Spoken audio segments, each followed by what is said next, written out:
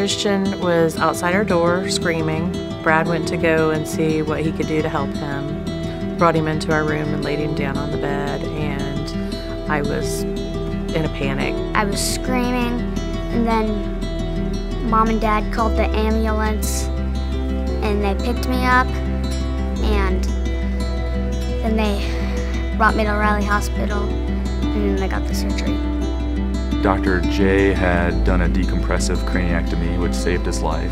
It was after that he stabilized, and we got an MRI scan which showed a very large lobulated tumor, really compressing the whole right hemisphere of his brain.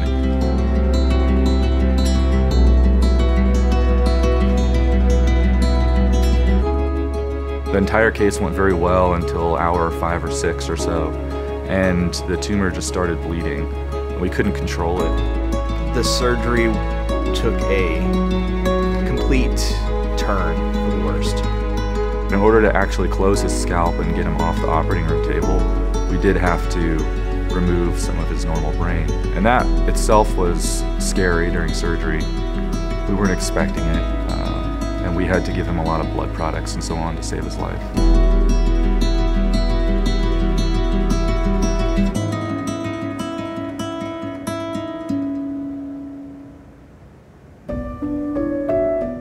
You don't ever want to hear your child has cancer.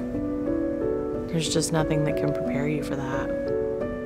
Dr. Lyon, our oncologist, he looked at us and told us that this was an aggressive tumor and that he was going to pull in the precision genomics team. As a pediatric neuro-oncologist, we see many different kinds of brain tumors. But among the patients with brain tumors, a pleomorphic xanthoastrocytoma with anaplasia is very rare. The precision genomics team here at Riley, they took the tumor, and my understanding of it was they sampled it against different medications to see what would work. In his case, he had what's called a gene fusion. It was a gene called BRAF fused to another, actually little understood gene. So when we see those, we get really excited because we know there's a drug specific for mutations in BRAF. They did find a medication, and it shrunk the tumor. He was on that for about 5 or 6 months, and then we stopped taking it when it wasn't helping the tumor anymore.